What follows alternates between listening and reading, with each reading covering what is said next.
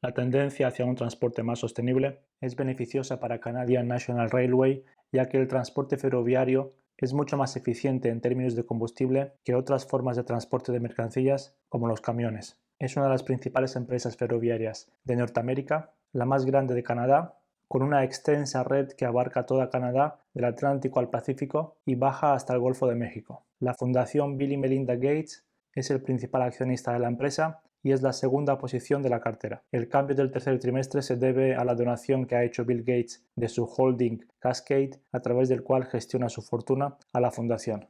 En los últimos 10 años se ha obtenido un retorno anual compuesto del 9%, excluyendo el dividendo, que ha tenido un crecimiento notable. Se ha recibido un total de más de $14 por acción, o casi el 30% de la inversión inicial si se hubiera invertido hace justo 10 años. La empresa tiene más de 100 años de historia, ofrece servicios de transporte de carga para casi todos los sectores de la economía y su principal ventaja competitiva es su extensa red que incluye importantes ciudades y puertos de Canadá y Estados Unidos. Es fruto de décadas de inversiones intensivas en capital y no puede ser replicada fácilmente, lo que protegerá sus ganancias por muchos años y podrán ser cada vez más eficientes gracias a los sistemas de análisis en tiempo real mediante radar, lidar y varios tipos de sensores y detectores.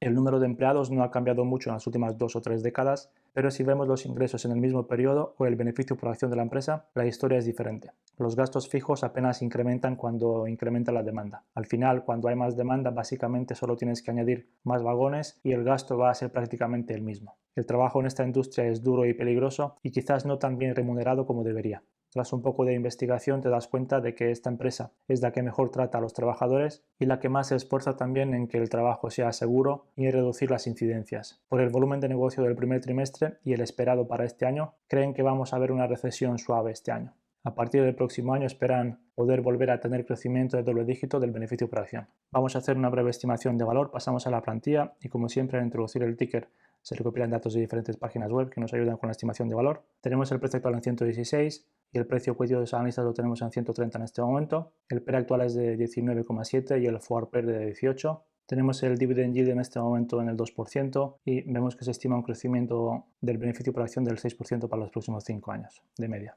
Tenemos el precio relativamente cerca del mínimo de 52 semanas y fijaros los increíbles márgenes de rentabilidad que tiene la empresa, así como de retorno sobre el capital invertido. 30% de margen neto.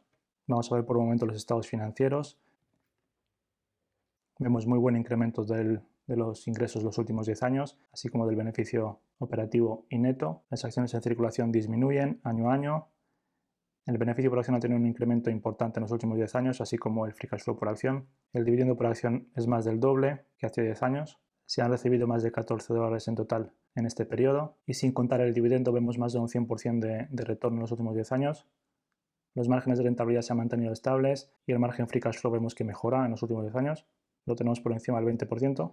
En cuanto al balance, tenemos menos de 1.000 millones de caja y la deuda, como es de esperar para este sector, es elevada, 14.000 millones, pero si miramos los estados financieros, si miramos el ratio deuda-EBITDA, no es tan elevado, lo tenemos por debajo de 2 veces media de 1,6.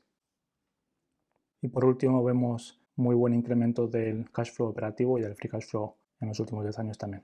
Vamos a comenzar con la estimación. Como siempre, si quieres utilizar esta plantilla para hacer tus propias estimaciones, la puedes encontrar en mi Patreon, dejo un link en la descripción. Se recopilan los datos históricos del beneficio por acción, vemos un crecimiento anual compuesto del 10% y se estima un 6% para los próximos 5 años. Creo que a partir del próximo año puede ser superior al 6%, como hemos visto que espera la empresa, pero vamos a poner solamente un 5% de crecimiento medio. Y en cuanto a los múltiplos, si conserva el múltiplo actual 20 veces, tenemos un precio operativo de 150 en unos años con este crecimiento. Si vemos la media del PER los últimos años, tenemos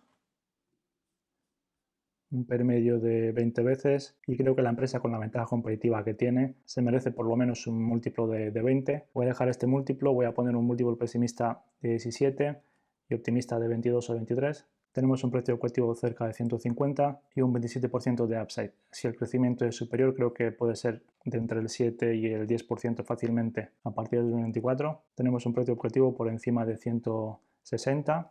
entre 160 y 180, pero voy a dejar un 5%, vamos a ser más conservadores y vamos a ver el resultado que obtenemos con este crecimiento y con estos múltiplos de beneficio. Al precio actual estaríamos pagando 15 veces el beneficio estimado de 2028, que me parece conservador, vuelvo a decirlo, y si el precio vuelve a corregir un poco y se acerca al mínimo de 52 semanas, que lo tenemos en 103, estaremos pagando unas 14 veces beneficio estimado. Si vemos por un momento el método de Benjamin Graham, con un 5% de crecimiento y el yield actual de los bonos triple corporativo en 4,5 más o menos, vemos que el valor intrínseco está más o menos cerca del precio actual, y cuando el yield se normalice un poco lo tengamos tal vez por debajo de 4, ya que con la deuda mundial en más del 300% del PIB no es sostenible que se mantenga en estos niveles. Tenemos un valor intrínseco por encima de 120 y si el crecimiento es superior estaría por encima de 150. Vamos a ver también descuento de flujos. Se recupera el free cash flow de los últimos 10 años, tenemos un crecimiento anual compuesto del 11% y con un crecimiento de solamente el 5% en los próximos 9-10 años, crecimiento verbetto de 3,5 y tasa de descuento de 8. Sumamos la caja, restamos la deuda, dividimos entre las acciones y obtenemos un valor intrínseco estimado de 133. Y si el crecimiento es superior, lo tenemos por encima de 150 y si aumentamos la tasa de descuento al 9%, por ejemplo, lo tenemos en 120 más o menos. Pasamos a comparables. He introducido 3 empresas comparables y vemos que la media la tenemos un poco por debajo del múltiplo de la empresa y creo que es justificado que el múltiplo de Canadian National sea un poco superior porque creo que tiene mayores ventajas competitivas que el resto de las empresas que tenemos aquí como comparables. Voy a dejar solamente el precio objetivo y vamos a ver el resultado obtenido. Tenemos un precio objetivo de 150 aproximadamente, un 27% de upside. Creo que he sido conservador con el crecimiento, pero si lo dejamos así le ponemos un margen de seguridad de un 20%, tenemos un precio de compra aceptable por debajo de 120 y con un 25% por debajo de 112. Voy a añadir la empresa al watchlist,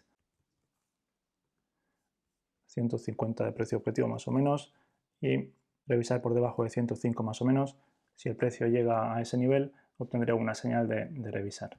Si quieres invertir en la empresa tienes que hacer tu propio análisis y tener en cuenta los riesgos. Hay un riesgo importante y es el regulatorio. Ha existido siempre para la empresa y para todo el sector, ya que en cualquier momento podría haber regulaciones que impidan aumentos de precios o que les obliguen a abrir su red a otras empresas y tendrían un poco más de competencia. Bien, lo vamos a dejar por aquí. Gracias por ver el vídeo, suscríbete, dale un like y hasta la próxima. Adiós.